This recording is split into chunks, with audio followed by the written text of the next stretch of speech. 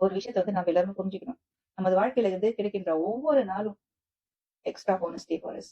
கடவுள் நமக்கு கொடுக்கின்ற ஒரு வரப்பிரசாதம். ஆனா நம்ம வந்து சிரஞ்சீவியா வாழ போற சொல்லிட்டு என்னமோ நம்ம வந்து இந்த வாழ்க்கை வந்து போராடி போராடி வாழ்கின்ற மாதிரியும், உலகத்துல உள்ள பெரிய பிரச்சனை நம்ம மேல தலைமையில இருக்கிற மாதிரியும், ஐயோ இன்னும் ஒரு மாசத்துல இது செய்யணுமே, ஐயோ அடுத்த வருஷம் அதை முடிக்கணுமே அப்படி சொல்லிட்டு மண்டையை போட்டு உடச்சுக்கிட்டு என்னமோ நம்ம இல்லைன்னா எந்த காரியமே நடக்காது, இந்த உலகமே சுத்தாதுன்ற மாதிரி அந்த ஒரு ஈகோல வாழ்ந்துட்டு இருக்கோம்.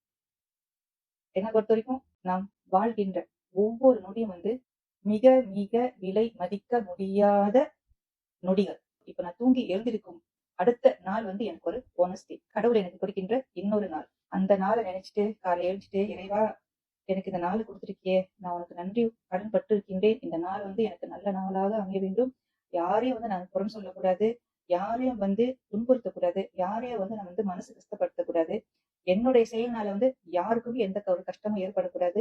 இறைவா, இன்று என்னோட கடமையை வந்து நான் செவ்வன செய்ய வேண்டும். எப்போதுமே நான் உன்னை நினைத்துக் கொண்டிருப்பேன் இறைவா. நீ எப்படி வந்து என்னை ஆட்டி படைக்கின்றாயோ அதன்படியே நான் ஆட வேண்டும். ஆட்டுவித்தால் ஆரொருவர் ஆடாதாரே. So every day is a bonus day for us. Be grateful. இறைவனுக்கு நன்றி சொல்வோம். சேவ் பண்ண அனைவருக்கும் நன்றி, வணக்கம்.